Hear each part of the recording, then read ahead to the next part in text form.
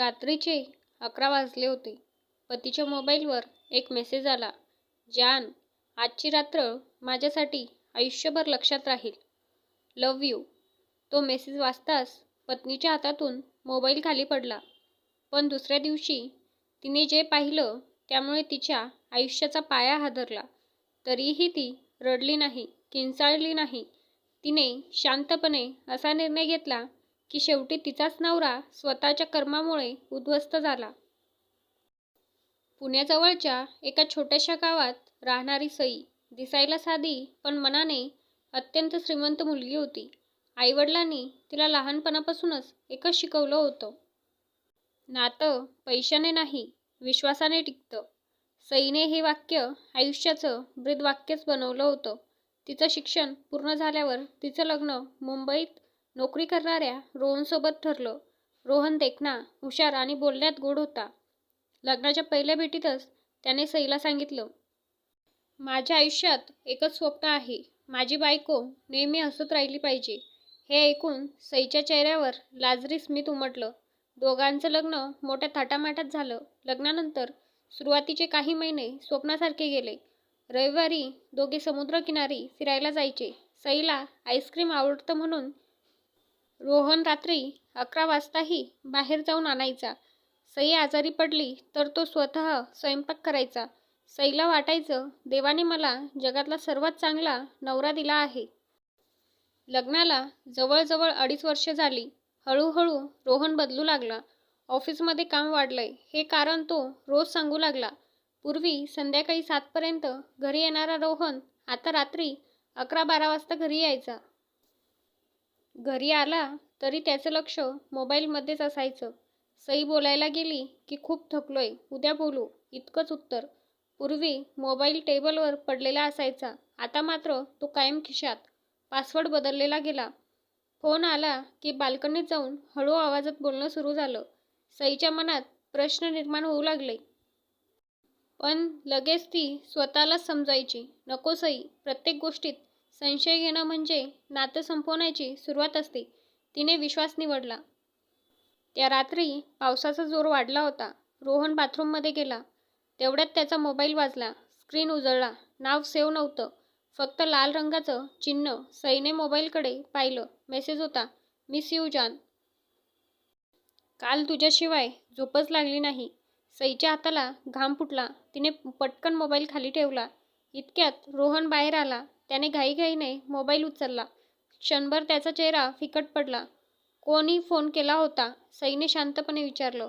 ऑफिसमधला क्लायंट. तो नजरेला नजर न देता म्हणाला. सईला समजलं, तो खोटं बोलतोय. पण त्या रात्री तिने एकही शब्द बोलला नाही. रात्री रोहन गाढ झोपला. सई मात्र उशी भिजेपर्यंत रडत राहिली.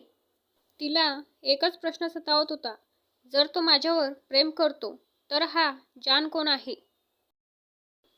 दुसऱ्या दिवशी सकाळी रोहन ऑफिसला निघाला.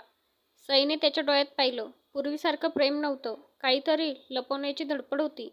त्या दिवशी सईने ठरवलं, मी भांडणार नाही, आधी सत्य शोधणार.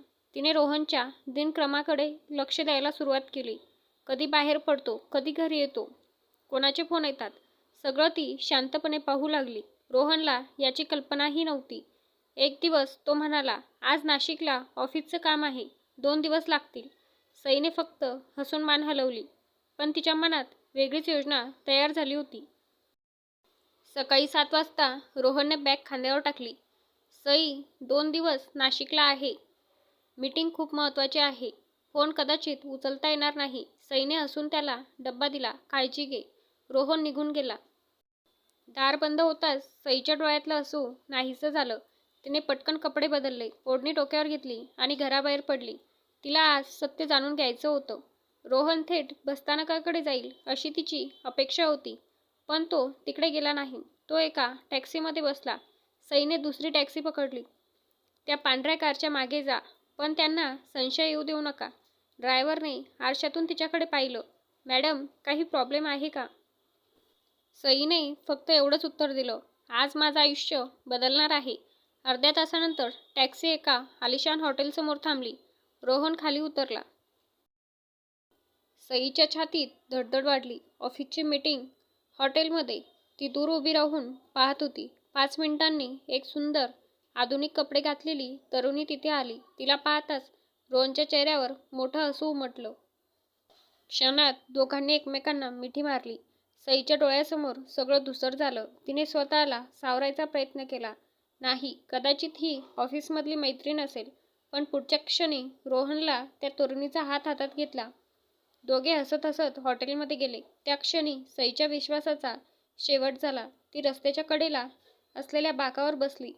डोळ्यातून अश्रू वाहत होते. मी कमी पडले का? मी त्याच्यावर कमी प्रेम केलं का? की माझं साधेपण त्याला नकोसं झालं? प्रश्नच प्रश्न, उत्तर एकही नव्हतं. 2 तासांनी रोहन आणि ती तरुणी पुन्हा बाहेर आले. सईने धैर्य गोळा केलं. ती त्याच्यासमोर जाऊन उभी राहिली. रोहनच्या चेहऱ्याचा रंग उडाला. सई, तू इथे? त्या तरुणीने आश्चर्याने विचारलं. ही कोण? रोहन काही बोलणार इतक्यात सई शांतपणे म्हणाली, मी त्याची पत्नी. क्षणभर संपूर्ण परिसर शांत झाला. त्या तरुणीच्या चेहऱ्यावर धक्का स्पष्ट दिसत होता. पत्नी? ती 2 पावले मागे सरकली. रोहन, तू म्हणाला होतास की तुझं लग्न झालेलंच नाही. हे ऐकताच सईच्या पायाखालची जमीन सरकली. म्हणजे फसवणूक फक्त तिचीच नव्हती. त्या दुसऱ्या मुलीलाही रोहनने खोटं सांगितलं होतं. त्या तरुणीच्या डोळ्यातही अश्रू आले. माझं नाव नेहा आहे. मला खरंच माहिती नव्हतं की रोहन विवाहित आहे, तिने थरथरत्या आवाजात सांगितलं. रोहन दोघींना समजवण्याचा प्रयत्न करत होता. माझा ऐका, गोष्ट तशी नाही. पण आता कोणाच्याच कानावर त्याचा एकही शब्द पडत नव्हता. सईने त्याच्याकडे एकटक पाहिलं. तिच्या डोळ्यात राग नव्हता, फक्त तुटलेला विश्वास होता. ती शांतपणे म्हणाली, खोटं बोलून 2 आयुष्याशी खेळणाऱ्या माणसाला कोणतंही स्पष्टीकरण शोभत नाही. हे बोलून ती तिथून निघून गेली. रोहन तिच्या मागे धावला. सई, थांब, एकदा माझं ऐक. पण सईने मागे वळूनही पाहिलं नाही. तिच्या आयुष्यातील सर्वात कठीण निर्णय आता तिची वाट पाहत होता. रस्त्यावर मुसळधार पाऊस सुरू होता. पण सईला त्या पावसाची जाणीवही होत नव्हती. तिच्या डोळ्यातून वाहणारे अश्रू पावसाच्या थेंबात मिसळून जात होते. तिने एकदाही मागे वळून पाहिलं नाही. रोहन तिच्या मागे ओरडत होता. सई, फक्त 5 मिनिटं दे, मी सगळं सांगतो. पण आज सईच्या मनातलं प्रेम संपलं नव्हतं. संपला होता विश्वास. घरी पोहोचल्यावर तिने स्वतःला खोलीत बंद करून घेतलं. कपाट उघडलं. लग्नाचा अल्बम हातात घेतला. पहिल्या पानावर दोघांचा हसरा फोटो होता. रोहनने तिच्या गळ्यात मंगळसूत्र घातलेला तो क्षण, तो फोटो छातीशी धरताच ती हमसून रडू लागली. देवा, मी इतकं मनापासून प्रेम केलं. माझी चूक काय होती? संपूर्ण रात्र तिला झोप लागली नाही. दुसऱ्या दिवशी रोहन सकाळीच घरी आला. त्याच्या डोळ्यात झोप नव्हती. रात्रभर तोही अस्वस्थ होता. सई हॉलमध्ये शांत बसली होती. तिच्यासमोर चहाचा कप होता, पण तो थंड झाला होता. रोहन हळूच तिच्यासमोर बसला. सई, माझ्याकडून चूक झाली. ती काही बोलली नाही. मी मान्य करतो, मी नेहाला भेटत होतो. सईच्या डोळ्यात पुन्हा पाणी आलं. पण मी तुझ्यावर प्रेम करतो. हे ऐकताच सईने पहिल्यांदा त्याच्याकडे पाहिलं. तिचा आवाज शांत होता, पण प्रत्येक शब्द रोहनच्या हृदयावर घाव घालत होता. प्रेम? रोहन, प्रेम करणारा माणूस खोटं बोलत नाही. प्रेम करणारा माणूस आपल्या पत्नीला फसवत नाही. प्रेम करणारा माणूस दुसऱ्या स्त्रीला मी अविवाहित आहे असं सांगत नाही. रोहनची मान खाली गेली. त्याच्याकडे उत्तर नव्हतं. सत्य बाहेर येऊ लागलं. किती दिवसापासून चालू आहे हे? सईनं विचारलं. रोहनने डोळे मिटले. 8 महिने. हे ऐकताच सईच्या हातातून कप खाली पडला. काच फुटल्याचा आवाज संपूर्ण घरात घुमला. तिच्या मनातही तसंच काहीतरी तुटलं. 8 महिने. आणि मी रोज तुझी वाट पाहत होते. तुझ्यासाठी देवाला नवस करत होते. तुझ्या आवडीचे पदार्थ बनवत होते. ती रडत म्हणाली. रोहनला स्वतःचा तिरस्कार वाटू लागला. इतक्यात रोहनचा फोन वाजला. स्क्रीनवर नाव होतं, नेहा. सईने फोनकडे पाहिलं. उचल. रोहन घाबरला. नको, उचल. थरथरत्या हाताने त्याने फोन स्पीकरवर घेतला. पलीकडून नेहाचा रडणारा आवाज आला. रोहन, तू माझ्याशी इतकं मोठं खोटं का बोललास? काल रात्रीपासून मला स्वतःचाच तिरस्कार वाटतोय. मी एका विवाहित माणसावर प्रेम केलं. हे मला कधीच माफ होणार नाही. रोहन काही बोलण्याआधीच नेहा पुढे म्हणाली. आजपासून आपलं सगळं संपलं आणि पुन्हा मला कधी फोन करू नकोस.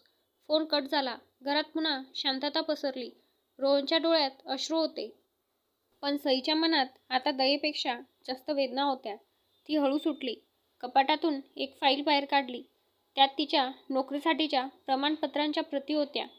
रोहनने आश्चर्याने विचारलं, हे कशासाठी? सईने निर्धाराने उत्तर दिलं, आजपर्यंत मी फक्त तुझी पत्नी म्हणून जगले. आता मी स्वतःसाठी जगणार आहे. तिने बॅग भरायला सुरुवात केली. रोहनच्या चेहऱ्यावर भीती स्पष्ट दिसत होती. कारण त्याला आता पहिल्यांदाच जाणवत होतं, ज्याला तो कायमचं गृहीत धरत होता ती व्यक्ती त्याच्या आयुष्यातून कायमची निघून जाणार होती. चला तर मंडळी, पुन्हा भेटूया या स्टोरीच्या पार्ट 2 मध्ये. तोपर्यंत चॅनलला लाईक, शेअर, सबस्क्राईब करायला विसरू नका. धन्यवाद.